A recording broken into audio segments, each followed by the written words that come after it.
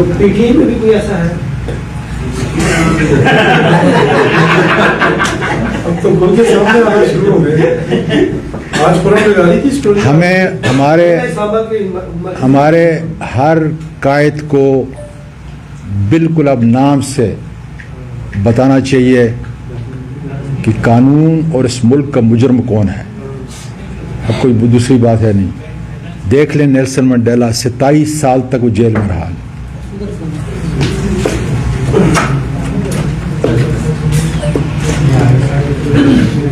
اے بھائی ادھر سے بات سنا. پھر وہی ہے اگر آپ ادھر ہیں تو پھر کھولتے ہیں تو پھر مسئلہ تو وہی ہے. پھر کیا فائدہ ہے؟ باہر ایک آدمی کھڑا کر دیں. کدھر ہے اپنا یہ باہر آدمی کھڑا کریں کہ کوئی ادھر سے بتا دیا اس کو. یہاں سے کوئی بھی نہیں آیا. اگر یہ پھر ٹک ٹک کرے نا آپ جاؤ باہر اور اس کو بولو کہ نہیں کھڑا.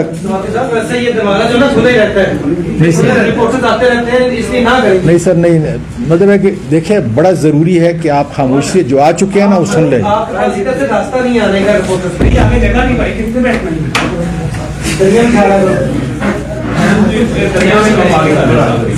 بتا دیے پولیس والوں کو. نہیں یہ جو انچارج ہے اس کا اس کو بتاؤ کہ کسی کو نہیں چھوڑے گا. چھوڑا گا میں بتا دو اس کو کہ ادھر کھڑے خود ہو میری پریس کسی آدمی کو نہیں چھوڑنا. پھر وہی کام ہو گیا. ادھر سے کسی کو نہیں چھوڑنا. آپ نے بالکل بند کرو بھائی. شروع کرنے والے ہیں بھیا ابھی.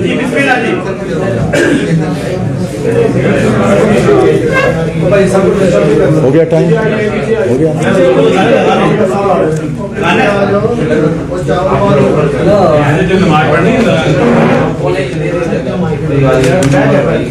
یہ کام نہیں ہوگا.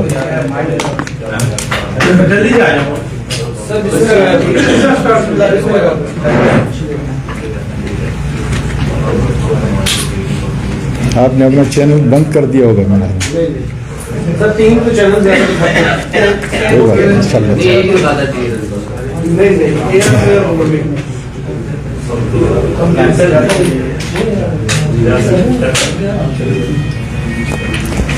یہ ٹیلی فون بھی مہربانی کر کے سائلنٹ پہ. بسم اللہ الرحمن الرحیم.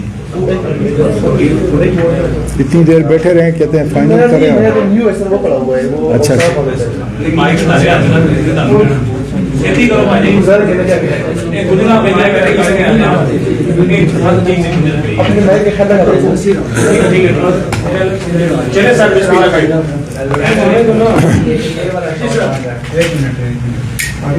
بسم اللہ الرحمن الرحیم. مجھے پاکستان اور پاکستان سے باہر سننے والے میرے پیارے لوگوں، میں نے آج کوئی سیاسی بات نہیں کرنی. کسی پروفیسر، صحافی، وکیل پاکستان کے شہری پر جو تشدد کیا گیا ہے اس کی بات آج نہیں کرنی. یہاں تک کہ ارشد شریف شہید کے لیے صرف اتنی بات کہہ کر میں اپنا بیان شروع کر رہا ہوں. انا للہ و انا الیہ راجعون. سب سے پہلے میں پیمبرا کو وارننگ دینا چاہتا ہوں کہ کل جنرل ندیم ISI کے ہیڈ اور DG ISPR نے بڑی وضاحت کے ساتھ پورے ملک کے شہریوں کو باور کرایا ہے کہ ہم نے یہ فیصلہ کیا ہے کہ اب کوئی ہمارا سیاسی رول نہیں ہوگا. اللہ تعالیٰ کرے کہ پاکستان کی سیاسی عسکری تاریخ کے سابقہ حوالوں اور اوراق کی طرح یہ بھی جھوٹ نہ ہو اور پاکستانی محکوم قوم آنے والے دنوں میں اس بیان کی سچائی کے عنصر کو آپ کے عمل سے انشاءاللہ تعالیٰ دیکھیں گے. ہماری قوم، ہماری عدالتیں آپ کے پورے عمل کو دیکھیں گی.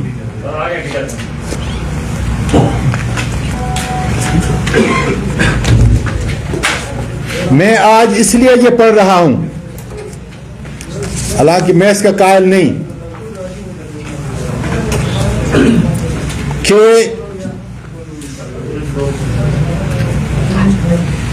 مجھے میرے وکلاء نے کہا ہے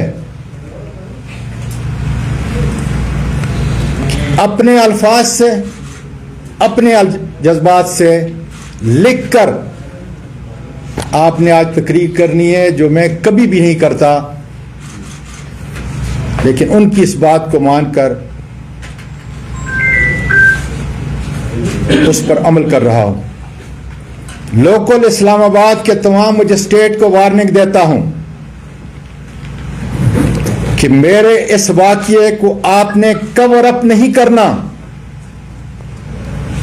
اس لیے کہ اس ملک کی اعلیٰ ترین عدالتیں، بین الاقوامی فورم میرے ساتھ جسمانی اور اخلاقی زیادتیاں جو ہوئی ہیں اس سے پردہ خدا کے فضل سے اٹھائے گا. سچائی سے ان کے دروازوں پہ دستک دوں گا. اس لیے آپ اللہ تعالیٰ کو حاضر ناظر جان کر جو رول آپ کا میری کسٹوڈیل ٹارچر کے حوالے سے رہا ہے، کسی طاقتور کے کہنے پر آپ نے جھوٹ اور بناوٹ کا سہارا نہیں لینا، ورنہ قانون اور تحقیق اپنا راستہ نکال کر سچ سامنے لے آئے گا. FIA سائبر برانچ اسلام آباد مجھ پر زیادتی اور تشدد کا ذمہ دار رانا ثناءاللہ یا موجودہ حکومت نہیں، یہ چھوٹے اداکار ہیں. البتہ FIA کا سب سے بڑا قصور یہ ہے کہ وہ آنے والے عدالتی عظمیٰ اور دیگر اعلیٰ پارلیمانی اور بیکوانی فورم پر بتائیں گے کہ انہوں نے کس کے کہنے پر صرف ایک ٹویٹ سے مجھ پر FIR کاٹی، کس کے کہنے پر جس طریقے سے انہوں نے میرے گھر پہ غیر قانونی ریڈ کی، میری فیملی کے سامنے، میری معصوم پوتیوں کے سامنے مجھے مارا گیا، جو سارا ٹراما ان کی زندگی کا حصہ ہوگا. میرے ہاؤس کے ورکر کو بری طرح مارا گیا، اور اس کے بعد سن لیں ٹھیک 4:15 بجے FIA نے کن نامعلوم سفید لباس میں ملبوس ان درندوں کے حوالے کیا جنہوں نے اس جمہوری ملک پاکستان کے اس دار خلافہ اسلام آباد میں، جہاں پارلیمنٹ بیٹھتی ہے، عدالتی عظمیٰ بیٹھتی ہے، اسلام آباد کی عدالت عالیہ موجود ہے، ان سب اداروں کی ناک کے نیچے گوانٹانامو بے کی سیاہ تاریخ کو دہرایا ہے. پم کے ڈاکٹروں سے بھی پوچھا جائے گا کہ میرے جسم پر جو تشدد کے نشانات تھے انہوں نے کس کے کہنے پہ مٹائے. ماتحت عدالتوں کے مجسٹریٹ سے بھی پوچھا جائے گا کہ آپ کی اس عدالت سے بڑا کون ہے، قانون اور اس آئین سے بڑا کون ہے، جس پہ بار بار آپ میرا جسمانی ریمانڈ ان لوگوں کے حوالے کرتے رہے. آپ کو نظر نہیں آیا کہ میرے جسم پر کتنا ہے؟ یہ پریس کے بعد میں آپ کو بتاؤں گا کہ آگ کے دیکھ لیں اپنی آنکھوں سے. کم از کم اگر یہ نشانات بھی آپ کو نظر نہیں آ رہے، آج 15 دن گزر گئے، تشدد کے یہ نشانات پہ اگر آپ کو نظر نہیں آتے تو پھر انشاءاللہ تعالیٰ اس ملک کی عدالتیں کھلیں گی انصاف کے لیے. پاکستان کی افواج کو کہنا چاہتا ہوں، میرا ایمان ہے کہ پاکستان کی بقا کے ضامن اس ملک کے عوام ہیں اور ہماری بہادر افواج ہے، جس کی عزت ہر ملکی شہری کا فرض ہے، اور اس کی ضمانت اس آئین اور دیگر ذیلی قوانین میں دی گئی ہیں۔ اس سے انحراف کرنے والا قانون کا مجرم ہوتا ہے، لیکن ملک کی عدالتوں سے مجرم قرار دیا جاتا ہے ڈیو پروسیس کے بعد۔ اس لیے میری بہادر افواج بری بیری ہوائی کے ایک ایک سپاہی کے خون کی قسم کہ آپ کی صفوں کے اندر جو کالی بیڑے ہیں انشاءاللہ زندگی کے آخری لمحے تک میں انشاءاللہ تعالی لڑوں گا۔ ISI کا ادارہ ہماری قومی سلامتی میں اس کی حیثیت ریڑھ کی ہڈی کی ہے۔ پاکستان ایک زندہ جسم ہے اور روح اس کی پاکستان کے عوام اور ISI ہے۔ مجھے اس کی پیشہ ورانہ مہارت کا ادراک بھی ہے اور ان کے ایک سپاہی سے لے کر جرنیل تک ان کی اعلیٰ خدمات کا مترف بھی ہوں۔ ISI پولیٹیکل ونگ میرے صحابی برادری کے لوگوں اور پاکستان کی محکوم عوام، یہ چند ISI کے لوگ اس ملک کے سیاہ و سفید کے مالک ہیں۔ ملک کا ہر ادارہ ان چند اشخاص کی بلیک میلنگ سے بچا ہوا نہیں ہے۔ ان کی مالی، معاشرتی اور انسانی برائیوں کا ادراک بھی کوئی نہیں کر سکتا۔ ان کی ان حقیقی برائیوں کو بیان کرنا اس آئین کے تحت ہماری بہادر افواج، ان کے قائدین اور دوسرے اداروں کو بدنام کرنا نہیں، بلکہ نفرتوں اور الزامات کی دوریوں کو مٹانا ہے اور اصلاح کرنا ہے، جس کی اجازت ملک پاکستان کا سب سے بڑا دستور اجازت دیتا ہے۔ آج باجوہ صاحب، پوری محکوم قوم آپ کی طرف دیکھ رہی ہے۔ اس ملک کا ہر سیاسی کارکن اور ہر ادارے کا انتظامی فرد یہ توقع کرتا ہے آپ سے کہ اپنی ریٹائرمنٹ سے پہلے اس بدنام زمانہ ISI کا پولیٹیکل ونگ دفن کر دیں، اس لیے کہ یہ میرے بہادر افواج کی نشانی کا علم بردار نہیں ہے، یہ پاکستان کی ذلت اور رسوائی کے ذمہ دار ہیں۔ اس کے بعد میں پاکستان کی قوم، پاکستان کی اعلیٰ عدالتیں اپنی بہادر فوج کے سپاہی سے لے کر آرمی چیف تک، صدر پاکستان جو اس آئین کے آرٹیکل 243 کے تحت آرم فورسز کے سپریم کمانڈر ہیں، پارلیمنٹ کے تمام اراکین جو اس ملک کی اس آئین کے تحت سپریم باڈی ہے، توقع کرتا ہوں کہ مجھ پر ہونے والے بے انتہا ظلم کی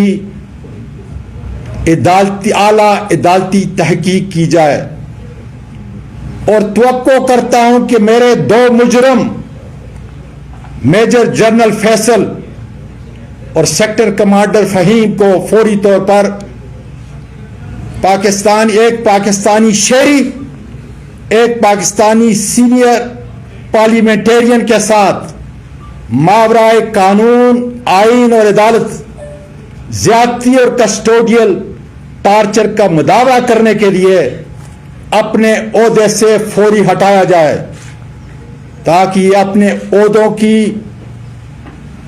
پس منظر میں ناجائز استعمال کر کے اپنا اثر رسوخ عدالتی اور عوامی تحقیق پر اثر انداز نہ ہو سکیں.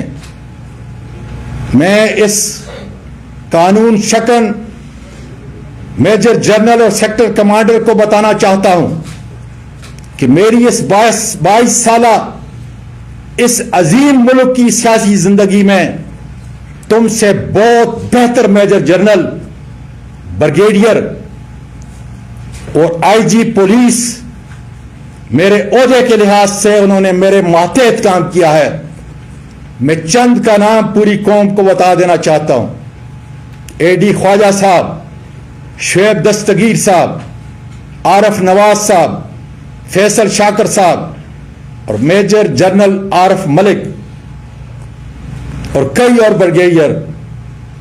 میں گزارش کرتا ہوں پاکستان کے میڈیا سے کہ ان سے رابطہ کریں، ان ہستیوں سے پوچھیں جو اس ملک کے باوقار سپوت ہیں، جنہوں نے 20-25 سال اس ملک کی خدمت کی. ان سے پوچھیں میری دیانت کا، میری شرافت کا، میری بہادری کا، میری فرض شناسی کا اور حب الوطنی کا.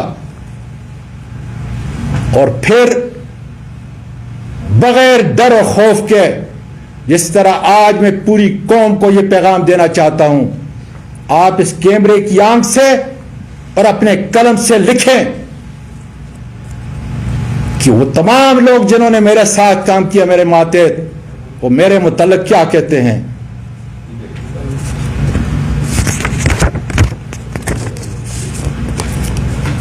جناب چیف جسٹس آف پاکستان، نومبر کی 2 تاریخ کو آپ کی طرف سے جوڈیشل کمیشن نے عدالت عالیہ کے جن ججز کی سفارشات بھیجی ہیں، میں اعلیٰ پارلیمانی کمیٹی کا چیئرمین ہوں. اس پیکج کے اندر ان ججز کا نام ہے جو ابھی تک میں نے کھولا نہیں. بتا دیجئے مجھے آپ آئین اور قانون کی وہ شک بتا دیجئے جس کا سہارا لے کر میں ان ججز سے انٹرویو لوں. پھر اس کے اگلے ہفتے 3 سپریم کورٹ کے ججز کا تقرر کرنا ہے. آپ کی تحریر میرے پاس آئے گی، میری پارلیمانی ممبران کے پاس آئے گی. خدا را مجھے وہ تاریخی الفاظ بتا دیجئے تاکہ میں ان کا انٹرویو لیتے وقت حضرت عمر فاروق رضی اللہ تعالیٰ عنہ کے عدل و انصاف پر قائم رہنے کا ان سے حلف لوں، یا انہیں یہ یاد دلاؤں کہ اپنے پیارے نبی کریم صلی اللہ علیہ وسلم کا وہ تاریخی واقعہ اور وہ تاریخی اصول جس میں آپ صلی اللہ علیہ وآلہ وسلم نے فرمایا کہ خدا کی قسم جس کی روح میری جان کے اندر ہے کہ اگر فاطمہ بنت محمد بھی اس جرم کا ارتکاب کرے گی تو میں اس کے بھی ہاتھ کاٹنے کا حکم دوں گا. جناب چیف جسٹس آف پاکستان عمر عطیہ بندیال صاحب اور میرے سپریم کورٹ کے آنریبل ججز، میں نے سچائی اور حقائق پر مبنی اپنا مقدمہ، اپنے حقائق چند دن پہلے سپریم کورٹ آف پاکستان کی اعلیٰ عمارت کی دہلیز پر صحافی برادری کی موجودگی کے اندر وکلاء اور اپنے آنریبل سینٹ کے ساتھ آ کے آپ کے سامنے پیش کیے. انتظار کر رہا ہوں اس لیے کہ اس قانون کے اس بڑے آئین کے پری ایمبل میں یہ لکھا ہے کہ تمام کائنات کی حاکمیت کا اختیار میرے اور آپ کے پروردگار کے پاس، اور پھر اس اتھارٹی کو استعمال کرنے کا اختیار پاکستان کے عوام کو دیا گیا ہے، اور وہ عوام اپنے اس اختیار کو، قانونی اور عالمی اختیار کو अपने मुंतखब नुमाइंदे जिसमें मैं एक हूं उसके जरिए इसका इस्तेमाल करेंगे, न कि मेजर जनरल फैसल और सेक्टर कमांडर फहीम के जरिए। इसी परवरदिगार ने, मेरे और आपके परवरदिगार ने सूरत स्वाद आयत 26 में आपको खलीफा मुकर्रर किया है और हुक्म दिया है फहकुम बैन अन्नास बिल हक, लोगों के दरमियान में इंसाफ और अदल से फैसला करो। ये पाकिस्तान का शहरी साहिल की हैसियत से पूरी कौम के सामने अदल व इंसाफ का इंतजार कर रहा है। खुदा हाफिज। आजम साहब ये बताइएगा कि आपकी भी 3.5 साल हुकूमत रही है, क्या उस वक्त ये पॉलिटिकल विंग जो है वो आईएसआई का मौजूद था या नहीं? क्योंकि खान साहब अपनी वो मीटिंग्स में कहते रहेंगे साथियों से कि जब भी हमें बिल पास कराना होता था, वोटर वो जो कॉन्फिडेंस का उन्होंने लिया था, उस मौके पर भी उनसे वो उन्होंने कहा, उस वक्त ये क्यों खत्म नहीं किया गया? और दूसरी बात, सेनेट इलेक्शन में वाज़ेह अक्सरियत के बावजूद वो हार गए थे, जो अपोजिशन में आज की हुकूमत है पीडीएम, उसके पीछे कौन था? बुनियादी तौर पे मैं अपने इस नौजवान से और मीडिया के तमाम हजरात से माफ़ी चाहता हूँ कि मुझे मेरे वकला ने कहा है कि किसी बात का जवाब न देना। इंशाअल्लाह ताला घंटा 2 घंटे के बाद जो भी बात करूंगा वो करूंगा, लेकिन आए मेरे हाथ के कम से कम ये निशानात देख लें, करीब करीब से आके देख लें, ताकि जिन मजिस्ट्रेट्स को, जिन डॉक्टरों को, ये तो पूरा मेरा जिस्म भरा हुआ है, लेकिन खाली इसको देख लें कि 15 दिन के बाद भी क्या ये निशानात, तशद्दुद के ये निशानात आपको नजर आ रहे हैं, मेरी कौम को नजर आ रहे हैं कि नहीं आ रहे? साहब आपने तो इंसाफ का मुतालबा कर दिया, बड़ी मेहरबानी।